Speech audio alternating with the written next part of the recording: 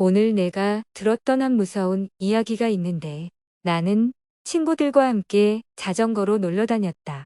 우리는 언덕 위에 있는 한 곳에서 쉬고 있던 중에 한 할아버지가 그 모습이 무서운 마을을 추천해 줬다. 나는 궁금해서 친구들과 함께 그 마을로 갔다. 우리가 도착했을 때 그 마을은 매우 조용했다.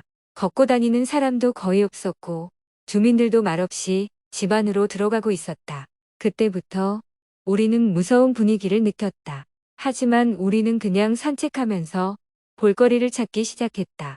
그때 우리는 한 집을 발견했다.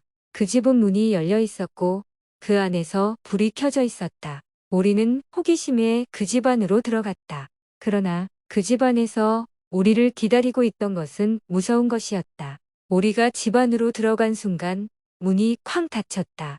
그리고 나서 우리는 어둠과 함께 둘러싸였다. 눈을 깜빡일 새도 없이 우리에게 나무젓가락같이 자극적인 소리와 함께 추위의 기운이 느껴졌다. 우리는 서로를 붙들며 달려가려고 했지만 어둠 속에서는 길을 찾을 수 없었다. 우리는 점점 더 혼란스러워졌고 잠시 후 그 소리와 추위가 멈췄다. 우리는 문이 열리는 소리를 듣고 바깥으로 도망쳤다. 그런데 문 밖에서는 위태로운 무서운 거북이가 우리를 기다리고 있었다. 그리고 우리는 살아남기 위해 뛰어나가 약간 멀리 있는 집으로 돌아갔다. 그리고 나서 우리는 그 마을의 이야기를 조사해 보니 그곳에 살면서 단 한 명도 살아남지 못한 사람이 있다는 것을 알게 되었다. 정말 무서운 이야기였다. 이제부터는 그런 곳에 가지 않겠다는 결심을 했다. 이야기는 오래전 어느 마을에서 일어난 일이야. 그 마을에는 외딴 차소가 있었는데 그 차소에서는 독특한 일이 일어나곤 했어. 그 차소 근처 숲을 지나가는 사람들은 매번 이상한 바람 소리를 들었대. 그리고 그 바람이 지나간 뒤 차소 내부에서는 딸깍거리는 소리와 함께 냄새가 나곤 했어. 어느 날 한 남자가 그 차소에서 한밤을 지냈어. 남자는 공허한 공간과 함께 어둠과 추위를 느꼈지만 일단 잠을 잤어. 그러나 밤중에 남자는 갑자기 무언가가 밀치는 듯한 느낌을 받았어. 그리고 어떤 문이 열리는 소리와 함께 몸 옆에서 무언가 귀여운 소리와 함께 움직이는 것을 느꼈어. 그 남자는 두려워서 그 차소를 떠나지 못했는데 아침이 되어 기꺼이 차소를 떠났어. 그리고 그 남자는 이후로 그 차소 근처를 지나가지 않았어. 이 이야기를 들은 이들은 더 이상 그 차소를 찾지 않았어. 그러나 그 차소에서는 그들의 발걸음과 함께 계속해서 바람 소리와 함께 딸깍거리는 소리와 냄새가 이어졌어. 그 차소는 외딴 곳에서 조용히 존재하고 그 무서운 이야기는 끝나지 않았지.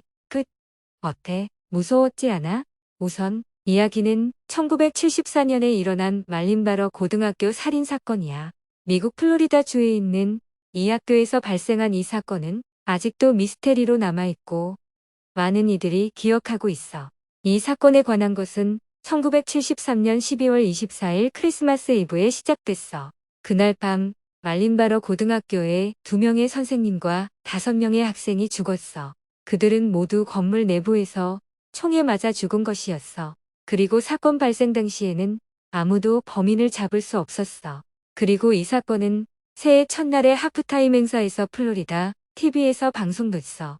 그리고 이후로 수년간 여러 번의 수사와 검거가 이루어졌지만 아직까지 이 사건의 진상도 까맣게 묻혀져 있어. 하지만 여러 가지 이론들이 있어. 그중 하나는 토머스 칼빈 스베임이 범인으로 지목된 이론인데 이는 토머스가 이학적인 관념 때문에 죽인 것으로 추정됐었어. 그렇지만 이 이론도 지금까지는 명확하게 입증되지 않았어. 그리고 이 사건은 엄청난 반향을 불러왔어. 정말 많은 영화나 책들에서도 이 사건을 다루고 있어.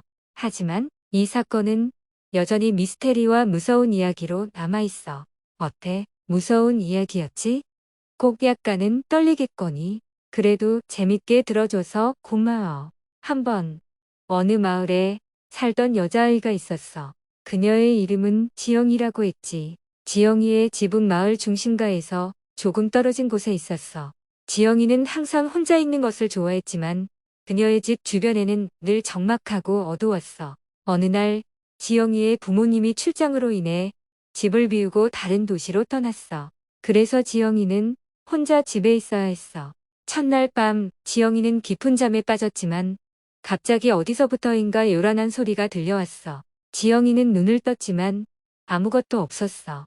그래서 다시 잠을 자려고 하자 벽에서 이상한 소리가 들려왔지. 다음 날 밤 또다시 지영이는 이상한 소리 때문에 잠들지 못했어. 그러다가 목소리가 들려왔어. 그것은 확실히 사람 목소리가 아니었어. 지영이는 무서움에 베개를 끌어안고 어두운 방에서 떨며 살았어. 일주일 정도 지영이의 부모님이 집으로 돌아왔어. 지영이는 엄마에게 그녀가 겪었던 모든 것을 말했어. 엄마는 지영이가 필요한 것이 있다면 언제나 그녀에게 말하라고 말했어. 결국 지영이는 마을 중심가에 있는 아파트로 이사를 갔어. 그리고 그녀는 그때부터 낯선 집에서 일어난 일들을 잊으려고 애썼어. 그러나 그녀는 여전히 그것이 무엇이었는지 모르고 이유를 알 수 없는 두려움에 시달리곤 했어. 이 이야기는 실제로 있었던 일이라고 하더라. 그러나 그저 소문일 뿐이야. 이런 무서운 일들이 언제 어디서든 일어날 수 있다는 것을 알게 되었어. 모두가 조심하는 것이 중요해. 한때 조선시대에 소요되었던 이야기가 있다. 어떤 여인이 죽은 이후 그녀의 유언장에는 누구에게도 살해당한 것일 경우 반드시 원인을 규명해야 한다는 내용이 담겨 있었다. 하지만 시체를 수습하다 보니 그 여인이 속였다는 의심을 가지게 된다. 그녀의 방에서 발견된 것은 두 개의 인상뿐이었다. 하나는 그녀의 발자국이고 다른 하나는 남자의 발자국이었다. 그리고 그 남자의 발자국은 안방으로 이어져 있었다. 조사를 시작한 경찰은 방문한 남자들 각각의 발길을 판단해보고 결국 그중 한 명에게 의심이 집중된다. 하지만 그 사람은 자신이 그 여인을 살해한 게 아니라고 주장한다. 그때 한 명의 상인이 그 사실을 알고 나서 조용히 현장을 방문했다. 그는 그 발자국이 한 명이 아니라 두 명이었다는 것을 발견했고 그는 그리스 도교적인 의미를 담은 이야기를 들려준다. 이 이야기는 하나님과 마귀, 인간의 세 가지 인연을 담고 있다. 하나님은 입구에서 나타나지만 마귀는 안방으로 들어가기 때문에 그 여인의 발자국과 남자의 발자국이 두 개씩 나타나는 것이었다. 결국 그 상인은 그 사람을 체포하고 마귀를 원망하는 말을 하며 그의 시체를 외치는데 그 시체는 비단 이별뿐만 아니라 내용물까지 잔뜩 나오는 것이었다. 끔찍한 미스테리 실화. 어때? 무서웠지? 그리고 그 이야기는 마귀와 하나님, 인간 사이의 동요하는 관계를 통해 또 다른 내용을 담고 있다는 것도 흥미롭지 않았나? 이상으로 미스테리 무서운 실화를 반말로 아주 길게 알려줬다. 다음에 또 놀러와. 석 도피할 곳이 없는 인파 속에서 황량한 건물이 선명하게 드러났다. 그 건물은 며칠 전부터 실종 사건과 이상 증세를 호소했던 사람들이 모여들어 있는 호텔이었다. 그러나 그들은 이제 다시 나가기는 불가능했다. 잠긴 문 앞에서는 그들이 사라져버리고 가까이서는 이상한 소리와 냄새만이 퍼져 나오고 있었다. 불길은 거칠게 회오리치며 건물을 삼키고 있었다. 이른 아침 시각에 일어난 화재, 그리고 건물의 비명보다 더 큰 것은 그곳에서 일어난 이유였다. 끝없이 돌아가는 계단, 누구의 생각도 어디에도 있을 수 없는 어린 소녀, 그리고 혼돈 속에 끝없이 흰 중점을 보며 서성이는 인간들. 그들 사이에서는 무언가 이상한 것이 흐르는 듯한 기분마저 들기 시작했다. 시간이 지나며 그들은 서로의 이야기를 들으며 마치 단체 초대 같았다. 하지만 그들은 그 속에서 더 이상 진실하지 않은 사실들을 드러내지 못하기 시작했다. 그리고 그들의 모양새도 점점 이상하게 변해가기 시작한 것이다. 이러한 혼돈 속에서 그들은 이제 죽음을 마주하고 있었다. 하지만 아직은 이유를 알 수 없었다. 그리고 화재 서둘러진 의사결정 덕분에 그곳에서 탈출하는 것이 가능했다. 그러나 그들의 마음속에는 이상한 일들이 일어났던 그곳에서 고통스러운 기억조차도 생각만 해도 차오르고 있었다. 그들은 그곳에서 벗어나며 그리고 그들은 다시는 그곳으로 돌아갈 수 없기를 간절히 바라었다. 왜냐하면 그곳에서 일어난 무언가는 충분히 끔찍했고 그것은 더 이상 그들의 마음과 흐름을 따라갈 수 없을 정도로 충격적이었다. 오늘 밤 집에서 혼자 계시다면 이제부터 들을 이야기는 조금 무섭고 미스터리한 이야기일지도 모릅니다. 당신의 벽 뒤에 숨어서 들리는 것이 무엇인지 확인해 보세요. 수년 전 미국 일리노이 주의 한 마을에서는 한 가족이 재밌는 여행을 떠났습니다. 4인 가족은 국립공원에서 캠핑을 즐기고 있었습니다. 그랬던 어느 날 밤, 아버지는 그의 아들을 가지러 화장실에 갔습니다. 불행하게도 그의 아들은 다시 돌아오지 않았습니다. 아버지는 몇 분이 지나도록 계속해서 아들을 기다렸지만 그에게는 어떤 소식도 들리지 않았습니다. 아버지는 바로 임시 숙박시설로 돌아와서 다른 가족 구성원들에게 상황을 알리고 경찰과 함께 아들을 찾기 시작했습니다. 그러나 지난 수년간 아들은 여전히 발견되지 않았습니다. 그 후 그 가족은 그의 아들을 찾기 위해서 수많은 글을 작성하고 뉴스 발표를 통해 사람들에게 알리지만 이들의 노력은 어떤 결과도 가져오지 못했습니다.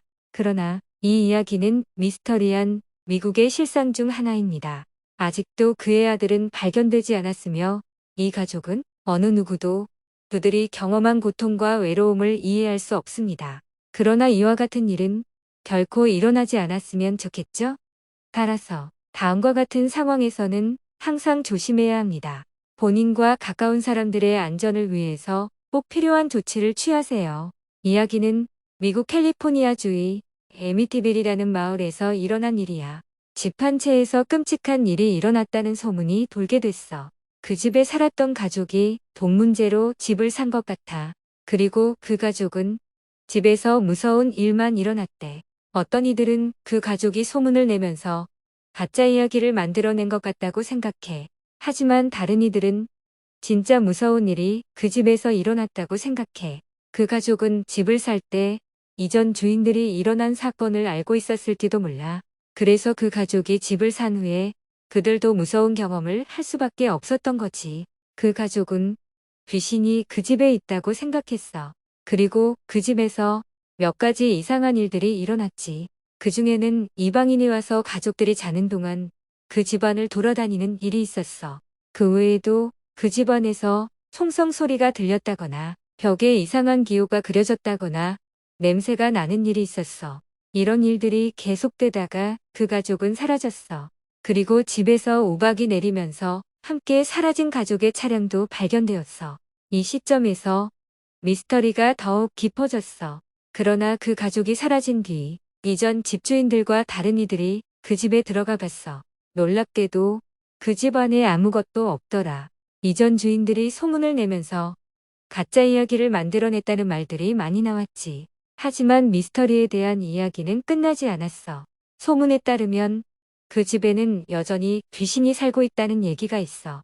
어쨌든 그 집에 대한 미스터리는 아직까지도 사람들 사이에 많이 이야기되고 있어. 이렇게 미국 캘리포니아주의 에미티빌 마을에서 일어난 집에 대한 무서운 이야기를 알려줬어. 정말 실제로 일어난 일들이니까 조금 무서울 수도 있어.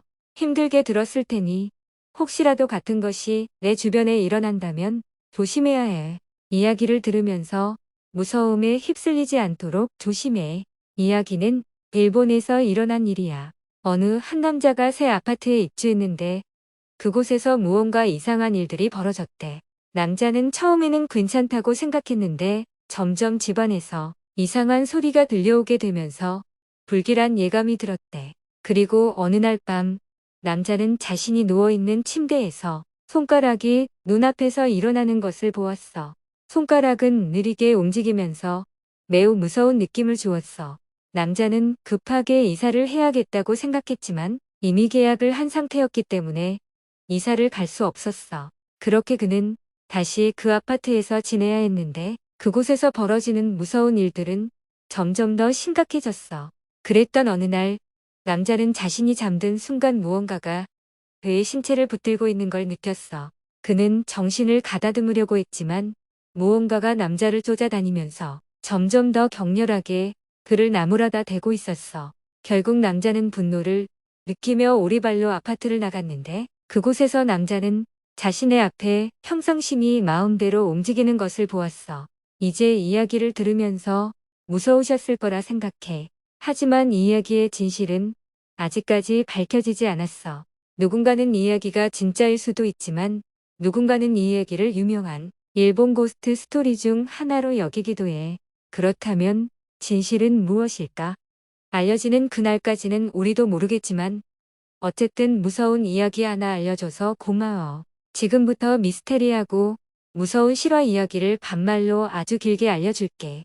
2년 전에 내가 친구의 집에서 뒤척이면서 자고 있었는데 밤중에 갑자기 뭔가 이상한 소리가 나기 시작했어. 그리고 침대 옆 벽에 한글로 쓰여있는 글귀가 보였는데 내가 한글을 못 읽는데도 불구하고 이상하게도 글귀가 읽히더라고. 그 내용은 나는 너를 지켜보고 있다였어. 이상한 기분이 들어서 친구에게 살펴보라고 하니까 아무것도 없다고 하더라고. 하지만 나는 신경이 계속 쓰였고 그 다음날 아침에 내가 자고 있던 방에서 이상한 소리와 함께 남자가 죽어 있는 걸 발견했어. 그게 바로 그 방에 살던 이전 주인이었는데 사망 시기가 신비롭게도 어젯밤이었어. 그 이후로 그 방에서 흔들리는 소리나 이상한 현상이 자꾸 일어나서 친구 집에서 자지 않게 됐어. 나중에 친구가 다른 집으로 이사를 가면서 그 방에서 나올 수 없는 이상한 한기가 느껴졌어. 이것을 친구에게 얘기하니 이전 주인이 좋아했던 영화 골집 팬텀의 주인공 이름이 존이라는데 그 방에서 이상한 일이 일어나면 존 씨가 언제든 나타난다고 하더라고. 이제는 결코 그 방에서 자지 않을게. 이게 그때 일어난 미스터리하고 무서운 실제 이야기야. 생각하니까 살짝 소름이 돋는군. 예전에 일본에서는 후지산 근처에서 자주 실종 사건이 발생했다고 해. 그 중에서도 가장 유명한 사건은 예키치라고 불리는 일이지. 그래서 어느 날 늦은 밤에 후지산 산책로를 걷고 있던 학생들이 한 명씩 사라지기 시작했다고 해. 그 중에서도 가장 마지막으로 사라진 학생이 바로 예키치였어. 예키치는 친구들과 함께 산책을 나와서 후지산을 탐험하다가 길을 잃고 말았단 말이지. 그리고 나서 엄청난 추위와 어둠, 그리고 모르는 땅에서 혼자 떨며 기어서 움직였어. 하지만 결국은 죽은 채 발견됐어. 그리고 이 사건이 일어나면서 후지산 근처에서는 자주 사람들이 실종되기 시작했지. 그래서 지금은 후지산을 방문하는 사람들이 반드시 산악 안전에 대한 주의사항을 숙지하도록 요청하고 있어. 일부 사람들은 예키치의 영혼이 후지산에서 아직도 배회하고 있다는 소문도 있어. 무서워하지 마시고 안전한 산행을 즐기세요. 일본에는 미스테리하고 무서운 실화들이 많아서 말이야. 그 중에서도 유명한 것들을 몇 가지 알려줄게. 첫째로 사미시리라는 곳이 있어. 이곳은 일본의 세 가지 미스테리 지역 중 하나로 불꽃 같은 오렌지색 빛이 드러나는 불가사리 불빛이나 갑자기 나타나서 사라지는 저녁 노을 등 초자연적인 현상들이 일어나는 곳이야. 이곳에서는 근처에 있는 구스케 시에사가와 정의의 부규를 내린 말에 대한 미스테리도 유명해. 다음으로는 울릉도 유령선이라는 이야기가 있어. 1952년에 울릉도와 부제도 사이를 운항하던 미즈오 마루라는 화물선이 사라졌는데 이 선박과 승선자들이 여전히 바다 위를 나는 것으로 보이는 것도 미스테리야. 그리고 이 선박이 유령선이 된 이유 중 하나로는 함께 승선한 조종사가 실종되고 화물선이 해상사고를 당했지만 생존자들이 한두 명이 아니라 수십 명이었는데 그들이 어디로 사라졌는지 몰라서 그랬다는 말도 있어. 마지막으로는 울트라큐라는 TV 프로그램을 만든 제작진이 겪은 미스테리한 일이야. 이 시리즈를 만드는 도중에 발생한 종종 비정상적인 일들이 모여 그들은 절망적인 상황에 빠졌다는 이야기가 있어. 인물과 장치가 마구 변하고 몸이 무거워지는 현상이 자주 일어난다고 하고 그 이유를 찾기 위해 여러 차례 수사를 했지만 그들은 아무것도 찾지 못했어.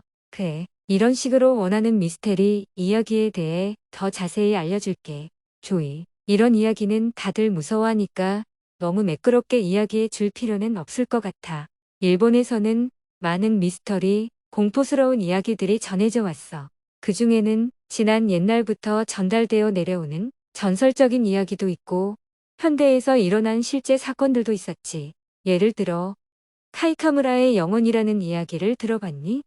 이 이야기는 기괴하고 무서운 사건으로 유명해.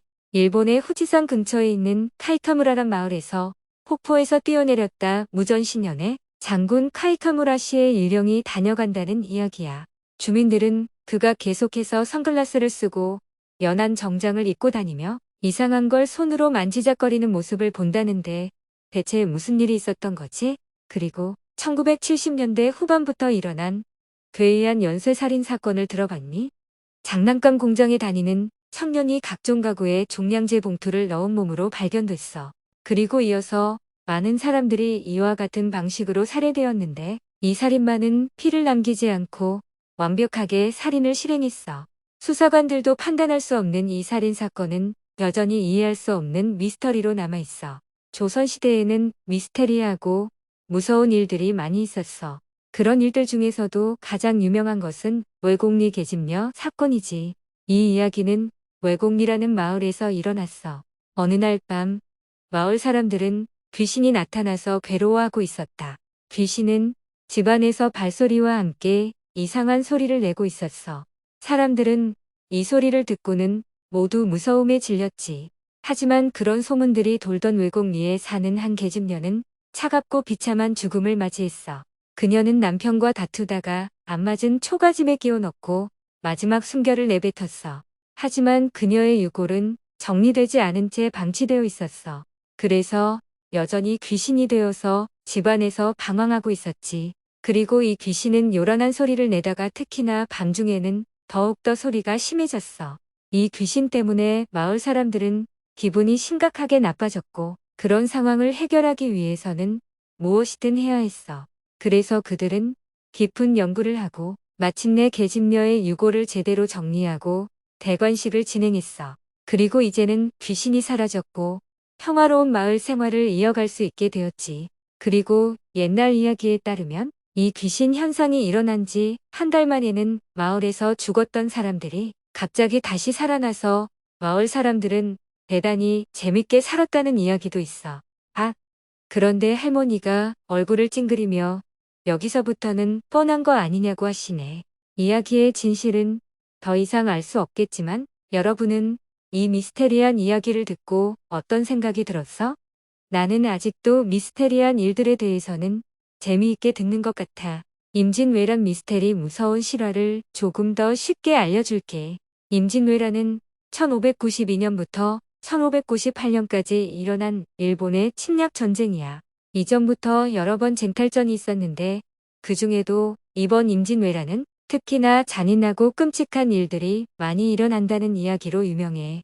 일본은 당시 16세기 후반부터 17세기 초반까지 세속적이고 군사적인 힘을 키워왔어.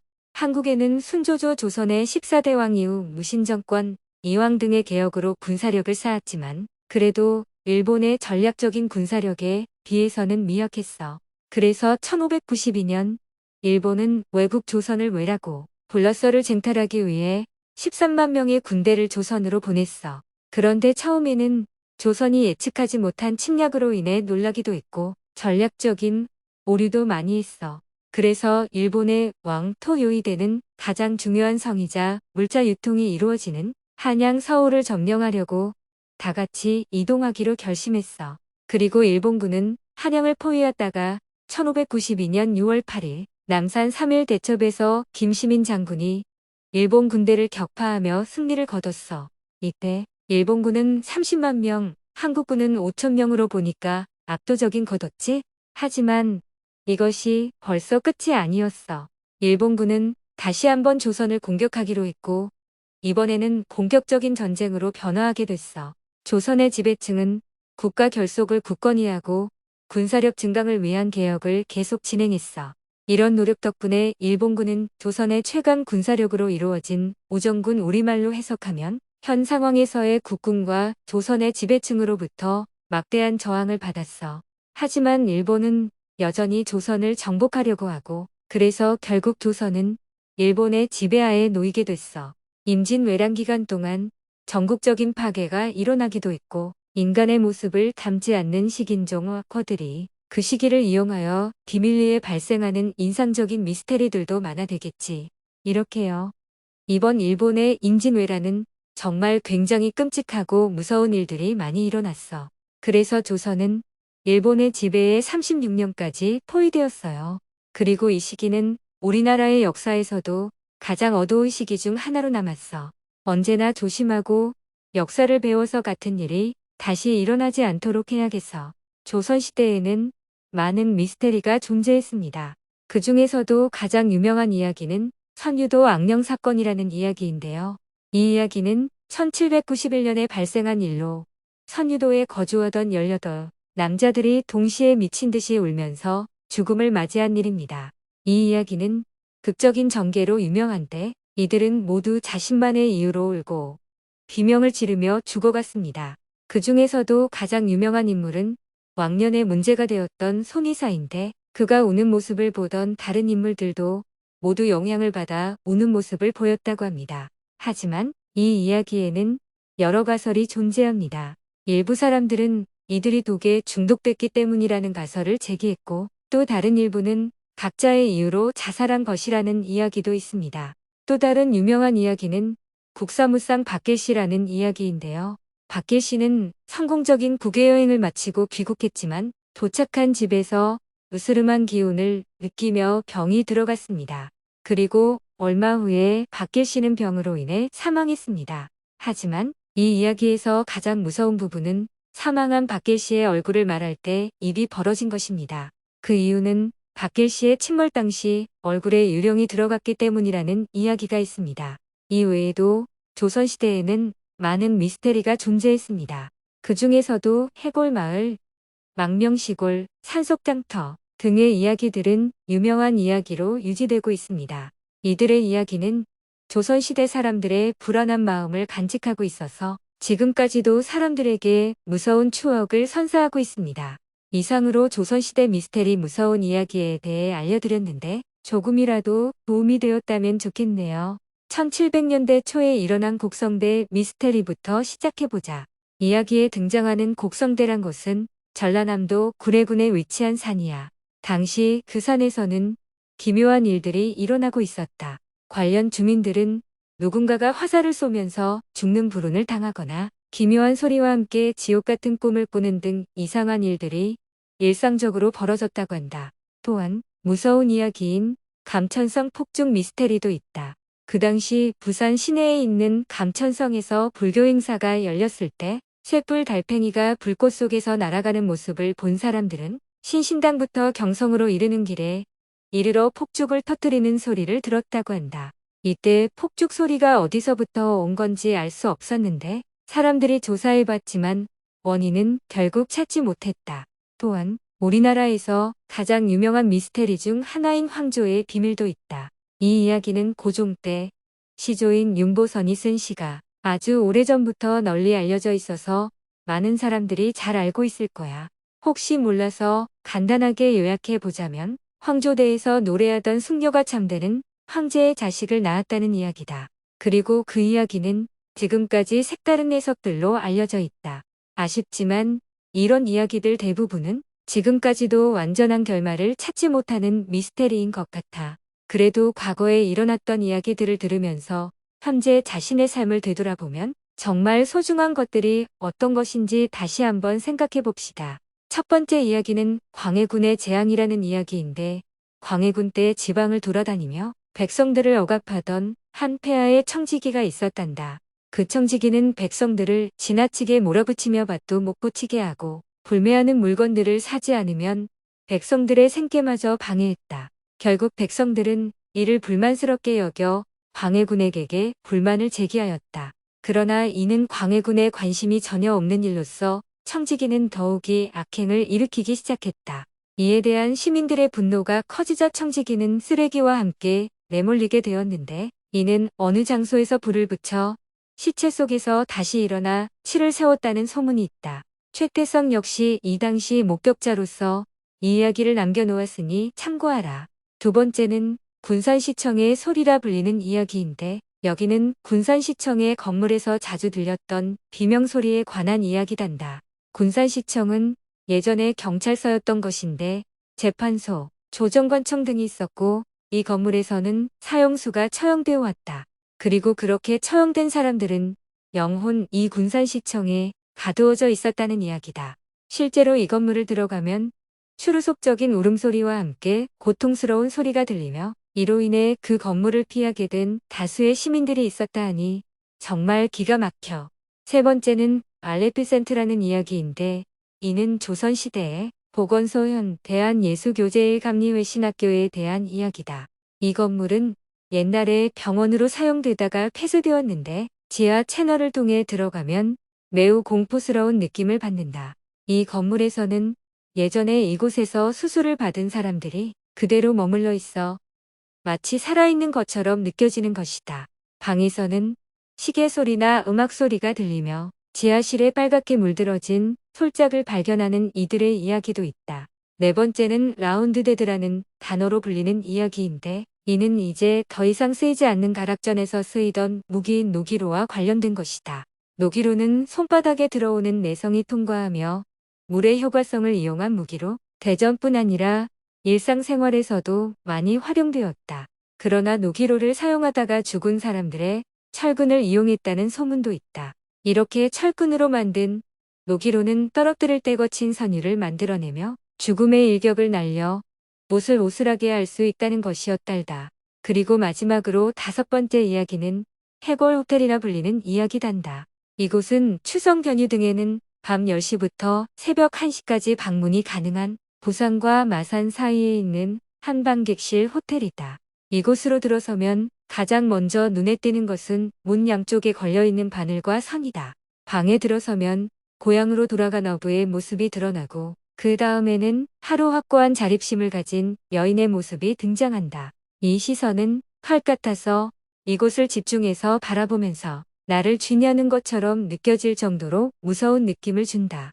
어떤 이는 이곳에서 해골 형태를 띤 유괴범과 마주치기도 했다 하니 정말 기가 막혀. 조선시대에는 이와 같이 미스터리한 일들이 많이 있었다. 어떤 것은 실제로 일어난 사건이니 가슴 조금씩 움직여져 도피하고 있다가 어떤 것은 괴이한 상상력을 가진 작가의 작품일 수도 있겠지. 조선시대에는 무서운 실화들이 많았어. 그 중에는 죽을 정도로 무서운 이야기도 있었어. 예를 들면 불양사라는 곳이 있었는데 거기에서는 밤이 되면 아기 울음소리가 들리고 기묘한 소리와 함께 낯선 여자가 나타나서 사람들을 괴롭혔대. 그리고 수문장 건너라는 곳에서는 밤에 나무 몇 개가 있는 곳에서 사람들이 위협적인 소리를 내며 나타났어. 근데 그 소리를 따라가면 끝에는 아무것도 없이 나무만 있게 돼. 물레동 난장이 집도 유명한 곳이었는데 이 집은 물레동에 있는 조선시대에 지어진 집이었어. 집주인은 심각한 가난을 겪고 있었는데 집안에서 특이한 일들이 발생하기 시작했어. 밤마다 폭력적인 소리를 내면서 고향으로 가고 싶다는 목소리가 들려오기도 했어. 이런 일들이 일어난 이유가 명확하지 않아서 이 집은 유명한 유령집으로 이름을 남겼어. 그리고 박열의 생가도 무서운 곳 중 하나였어. 조선시대 문신이자 예술가인 박열의 생가였는데 밤이 되면 누군가가 바닥을 걷는 소리와 함께 머리가 없는 목이 나타난다는 이야기가 있었어. 이렇게 조선시대에는 많은 무서운 이야기들이 전해졌어. 현재도 이곳 저곳에서 유령계단, 유령터널 등 무서운 이야기들이 전해지고 있어. 그러니까 밤에는 조금 더 조심하도록 해야 해.